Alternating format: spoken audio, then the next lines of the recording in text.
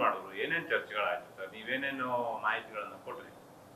ಇವತ್ತು ಸನ್ಮಾನ್ಯ ಉಪಮುಖ್ಯಮಂತ್ರಿಗಳವರು ಅಧ್ಯಕ್ಷತೆಯಲ್ಲಿ ಜಲಮಂಡಳಿಯ ಕಚೇರಿನಲ್ಲಿ ಸಭೆಯಾಯಿತು. ಸದರಿ ಸಭೆಯಲ್ಲಿ ಎರಡು ಪ್ರಮುಖ ವಿಷಯಗಳ ಬಗ್ಗೆ ಚರ್ಚೆ ಆಯಿತು. ಮೊದಲನೇದಾಗಿ ಬೇಸಿಗೆಯಲ್ಲಿ ಆಗುವಂತಹ ಸಮಸ್ಯೆಗಳೇನಿದೆ ಅದಕ್ಕೆ ಯಾವ ರೀತಿ ಪರಿಹಾರ ಮಾಡಬೇಕಂತ ಚರ್ಚೆ ಆಗಿದೆ. ತಮಗೆ ತಿಳಿದಿರುವಂತೆ ಈಗಾಗಲೇ BWSSB ಮತ್ತು ಇಂಡಿಯನ್ ಇನ್ಸ್ಟಿಟ್ಯೂಟ್ ಆಫ್ ಸೈನ್ಸ್ನವರು ಸೇರಿ ಒಂದು ಅಧ್ಯಯನ ಮಾಡಿದ್ದೇವೆ. ಅದರಂತೆ ಬೆಂಗಳೂರಿನಲ್ಲಿ ಹಲವಾರು ಕಡೆ ಅಂತರ್ಜಲವನ್ನು ಭಾಳ ಅತಿಯಾಗಿ ಉಪಯೋಗಿಸ್ತಾ ಇರುವುದರಿಂದ ಅಂತರ್ಜಲ ಮಟ್ಟ ಭಾಳ ಬೇಗವಾಗಿ ಕುಸಿತಾ ಇದೆ. ಏನು ಸರಾಸರಿ 5 ಮೀಟ್ರ್ ಕುಸಿತಾ ಇತ್ತು, ಇವತ್ತು 10ರಿಂದ 25 ಮೀಟ್ರ್ವರೆಗೆ ಅಂತರ್ಜಲ ಕುಸಿಯುವಂಥ ಒಂದು ಪರಿಸ್ಥಿತಿ ಇದೆ.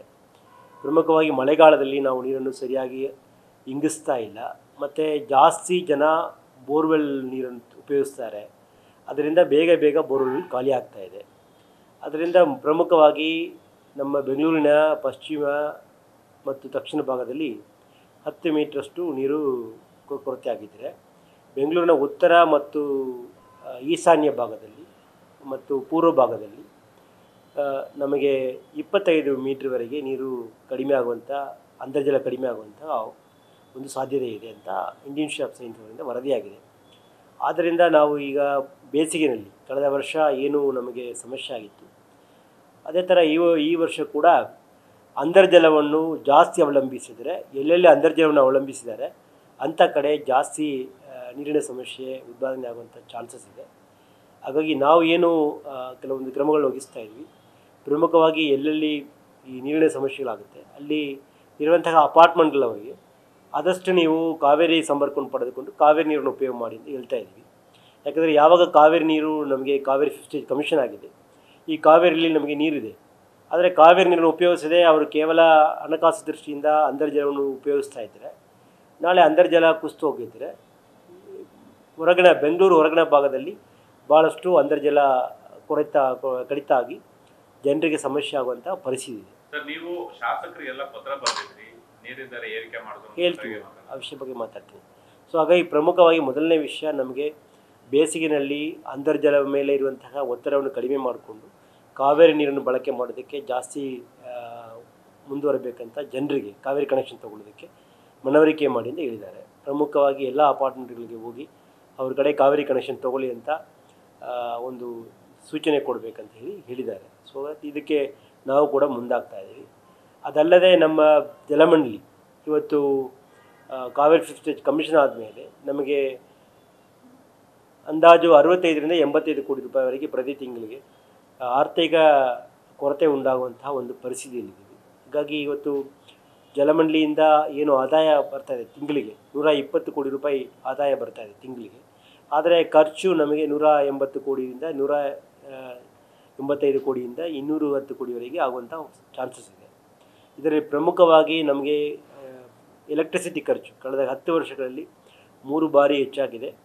ಹಾಗಾಗಿ ನಮಗೆ ಈಗ 35 ಕೋಟಿ ರೂಪಾಯಿ ತಿಂಗಳಿಗೆ ಎಲೆಕ್ಟ್ರಿಸಿಟಿ ಖರ್ಚಾಗ್ತಾಯಿತ್ತು, ಇವತ್ತು ನಮಗೆ 75 ಕೋಟಿ ರೂಪಾಯಿ ಖರ್ಚಾಗ್ತದೆ. ಮುಂದೆ Kaveri 5th stage commissioning full stage ನೀರು ಪಂಪ್ ಮಾಡಿದಾಗ ನಮಗೆ ಅಂದಾಜು ಇನ್ನೊಂದು 25ರಿಂದ 30 ಕೋಟಿ ರೂಪಾಯಿ ಜಾಸ್ತಿ ಎಲೆಕ್ಟ್ರಿಸಿಟಿ ಖರ್ಚೇ ಬೀಳ್ತದೆ. ಅದರಿಂದ ಒಟ್ಟಾರೆ ನಮ್ಮ ಜಲಮಂಡಳಿ ವತಿಯಿಂದ ಏನು ತಿಂಗಳಿಗೆ 80-85 ಕೋಟಿ ರೂಪಾಯಿ ನಷ್ಟ ಆಗ್ತಿತ್ತು, ಅದು ಇನ್ನು ಒಂದು ವರ್ಷದಲ್ಲಿ ನೋಡಿದರೆ 1000 ಕೋಟಿಯಷ್ಟು ನಷ್ಟ ಆಗುವಂಥ ಪರಿಸ್ಥಿತಿ ಇದೆ. ಈ ರೀತಿ ನಷ್ಟ ಜಾಸ್ತಿ ಆದಾಗ ನಮ್ಮ ಜಲಮಂಡಳಿಯವರು ಬೇರೆ ಮೂಲಭೂತ ಸವಲತ್ತುಗಳನ್ನು ಮತ್ತು ಬೇರೆ ಯೋಜನೆಗಳನ್ನು ಜಾರಿ ಮಾಡೋದ್ರಲ್ಲಿ ಭಾಳಷ್ಟು ಕಷ್ಟಗಳಾಗುತ್ತೆ ಅಂತ ಮಾನ್ಯ ಉಪಮುಖ್ಯಮಂತ್ರಿಯವರಿಗೆ ಮನವರಿಕೆ ಮಾಡಿದ್ದೇವೆ. ಹಾಗಾಗಿ ಇದರ ವಿಷಯವಾಗಿ ಆದಾಯವನ್ನು ಹೆಚ್ಚು ಮಾಡೋದಕ್ಕೆ ಹಲವಾರು ಮೂಲಗಳಿಂದ ಹೆಚ್ಚು ಮಾಡೋದಂಥ ಪ್ರಯತ್ನ ಮಾಡಿ ಅಂತ ಹೇಳಿದ್ದಾರೆ. ಮತ್ತು ಪ್ರಮುಖವಾಗಿ ಇಡೀ ದೇಶದಲ್ಲಿ ಬೆಂಗಳೂರು ಜಲಮಂಡಳಿ ಏನು ನೀರಿನ ದರ ಇದೆ ಭಾಳ ಕಡಿಮೆ ಇದೆ, ಮತ್ತು 10 ವರ್ಷವಾಗಿ ಯಾವುದೇ ದರ ಏರಿಕೆ ಮಾಡಿಲ್ಲ. ಇವತ್ತು ಎಲ್ಲ ರೀತಿಯಲ್ಲಿ ಎಲ್ಲ ಬೆಳೆಗಳು ಕೂಡ ಏರಿಕೆ ಆಗಿದೆ. ಅಲ್ಲಿ ಎಲೆಕ್ಟ್ರಿಸಿಟಿ ಖರ್ಚಾಗಿರ್ಬೋದು, ಸ್ಟೀಲ್ ಖರ್ಚಾಗಿರ್ಬೋದು, ಪೈಪ್ಸ್ ಖರ್ಚಾಗಿರ್ಬೋದು, ಸಿಮೆಂಟ್ ಖರ್ಚಾಗಿರ್ಬೋದು, ಇಲ್ಲಿ ಬೇರೆ ಖರ್ಚುಗಳು ಜಾಸ್ತಿ ಆಗ್ತಾಯಿದೆ. ಹಾಗಾಗಿ ಇದು ದರ ಏರಿಕೆ ಮಾಡೋದು ಅನಿವಾರ್ಯತೆ ಅಂತ ಮಾನ್ಯ ಉಪಮುಖ್ಯಮಂತ್ರಿಯವರಿಗೆ ಮನವರಿಕೆ ಮಾಡಿದ್ದೇವೆ.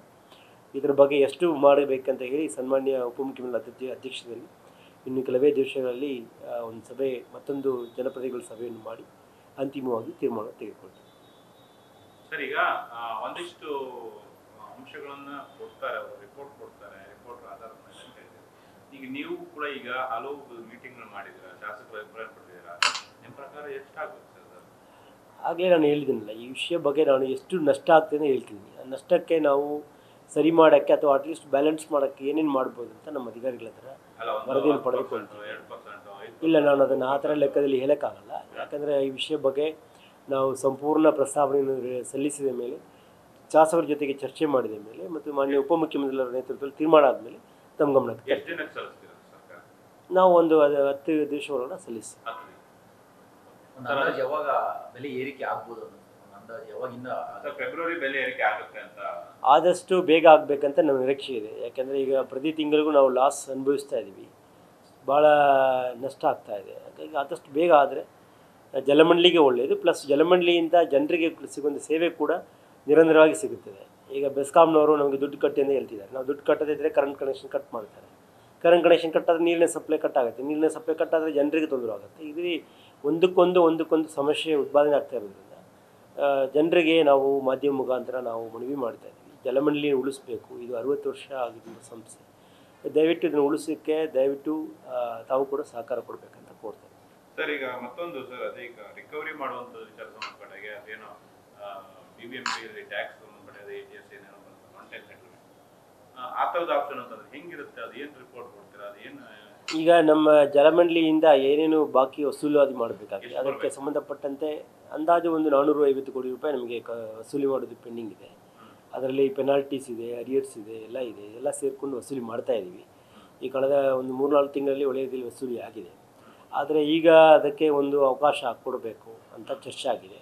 ಒನ್ ಟೈಮ್ ಸೆಟಲ್ಮೆಂಟ್ ಸ್ಕೀಮನ್ನು ಮಾಡಿ ಅಟ್ಲೀಸ್ಟ್ ಒಂದು ಬಾರಿಗೆ ನಮ್ಮ ಜನ ಏನು ನೀರಿನ ಶುಲ್ಕ ಏನು ಅರಿಯರ್ಸ್ ಇದೆ ಅದಕ್ಕೆ ಒಂದು ವಿನಾಯಿತಿ ಕೊಟ್ಟು ಅದನ್ನು ಕಡಿಮೆ ಮಾಡಿ ಒಂದು ಡಿಸ್ಕೌಂಟ್ ಕೊಟ್ಟು ಸಾಲವನ್ನು ಕ್ಲೋಸ್ ಮಾಡೋದಕ್ಕೆ ಅವಕಾಶ ಕೊಡೋಣ ಅಂತ ಚರ್ಚೆ ಆಗಿದೆ. ಅದರ ಬಗ್ಗೆ ಕೂಡ ನಾನೊಂದು 10 ದಿವಸ ಒಳಗಡೆ ಒಂದು ಅಧ್ಯಯನ ಮಾಡಿ ವರದಿಯನ್ನು ಸರ್ಕಾರಕ್ಕೆ ಕಳಿಸಿ. ಇಲ್ಲ, ಅದೇ ದರ ಇರ್ತದೆ, ಬಟ್ ಅದೇ ಮಾಡೆಲಲ್ಲಿ ಮಾಡ್ತೀವಿ. ಬಟ್ ಯಾವ ಥರ ಬರ್ತದೆ ಅಂತ ಸಂಪೂರ್ಣ ಮಾಹಿತಿಯನ್ನು ತಮಗೆ 10 ದಿವಸ ಒಳಗಡೆ ತಿಳಿಸಿ.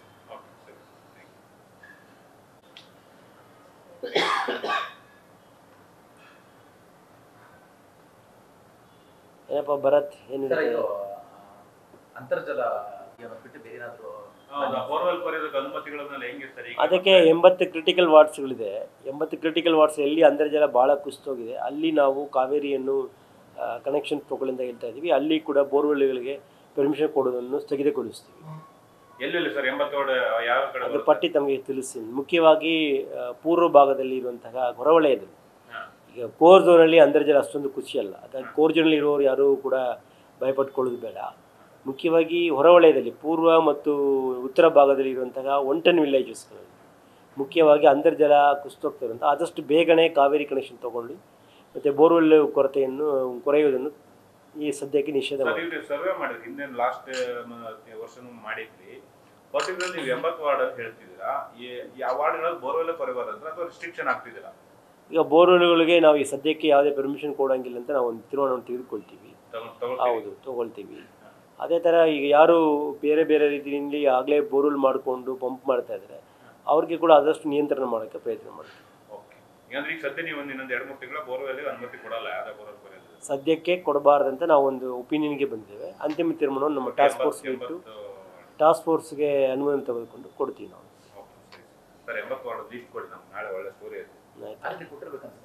ಇಲ್ಲ, 65 ವಾರ್ಡ್ ಪ್ರಥಮ ಹಂತದಲ್ಲಿ ವೈ ಪ್ರಿಯಾರಿಟಿ ಕೊಟ್ಟಿದ್ದೇವೆ.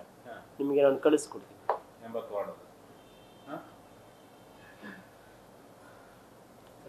ಅಲ್ಲೆಲ್ಲೂ ಬೋರ್ವೆಲ್ ಕೊರೆಯಂಗಿಲ್ಲ ಹಂಗಾರೆ? ಇನ್ನೂ ಆರ್ಡರ್ ಮಾಡಬೇಕಲ್ಲ. ಆರ್ಡರ್ ಮಾಡಿದ ಮೇಲೆ ನಮ್ಮ ಅಧಿಕಾರದಲ್ಲಿ ಇಲ್ಲ. ಅದು ಅಂತರ್ಜಲ ಡಿಪಾರ್ಟ್ಮೆಂಟ್ ಇದೆ, ಅವರಿಗೆ ನಾವು ಪತ್ರ ಬರೀತೀವಿ. ಅವ್ರು ನಿಷೇಧ ಮಾಡಿದ ಮೇಲೆ ನಾವು ಮಾಡ್ತೀವಿ. ಅದೇ ಆಲ್ರೆಡಿ ಪತ್ರ ಬರೀತಾ ಇದ್ದೀವಿ, ರೆಡಿ ಮಾಡ್ತಿದ್ದೀವಿ ಇವತ್ತಿಂದ. ನ್ಯೂಸ್ ಫಸ್ಟ್, ನಿರ್ಭೀತಿಯಿಂದ ನಿಮ್ಮ ಪರವಾಗಿ.